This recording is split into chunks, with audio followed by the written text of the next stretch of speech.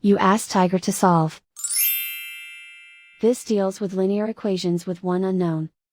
The final result is x equals 3/8. Let's solve it step by step. Group all constants on the right side of the equation. Subtract 1/8 from both sides. Group like terms. Combine the fractions. Combine the numerators. Reduce the zero numerator. Simplify the arithmetic. Find the lowest common denominator.